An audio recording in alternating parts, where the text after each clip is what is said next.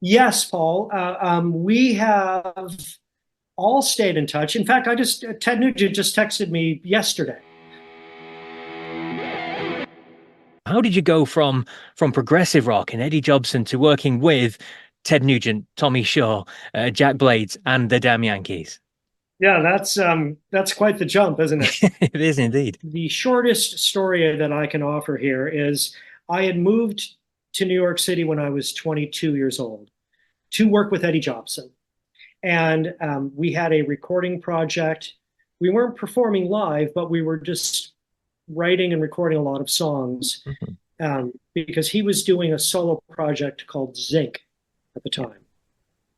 After a while, uh, my other New York City drummer friends were starting to get tours, and I started getting very jealous because Eddie and I were just strictly doing this recording studio project. So one day I said, "Would you mind if I tried to find a tour?"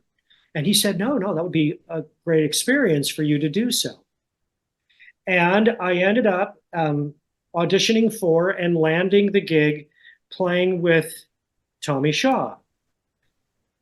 Tommy Shaw at that point had left the band Styx, was doing a solo career, and I played in Tommy's solo band for a few years. A few years later, when the Damn Yankees idea came into fruition, Tommy very graciously brought me in. Um, and, that became the real baptism by fire for my career. Because I was still just, a young unknown guy. And all of a sudden I'm in this, super group with three very famous people and then one young unknown kid.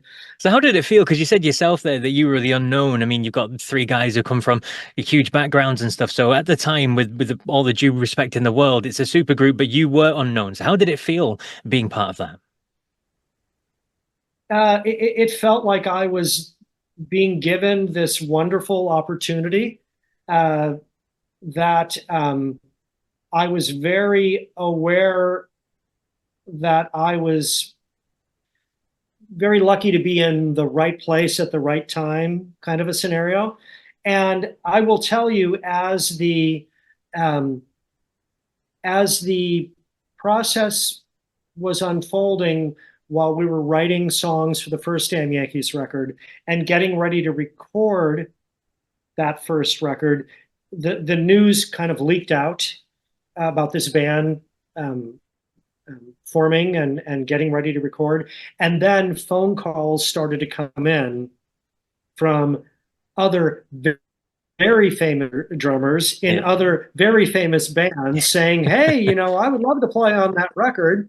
So there was a moment of time where I thought, "Oh yeah, you know what? I'm going to be out of here any minute now." But thankfully, Tommy Shaw, Jack Blades, Ted Nugent um, were very happy with what I had been doing because by this point, we had been working building the music for that first album for almost a full year. Okay. And what was happening was they were taking a young drummer who had a fair amount of skill and was coming to them saying, "What do you guys need me to be?" And they kind of molded me in what that drummer role in Damn Yankees needed to be. So I I feel like I can it's easier for me to look back and see that it was working. So don't fix something that isn't broken. And it was wonderful of them to have the foresight to do that. And that first album, which now is 34 years Yeah. old, I'm very proud, Paul, to say that that record continues to sell. All these years later, that album made some kind of a mark with people, and people still seem to like it.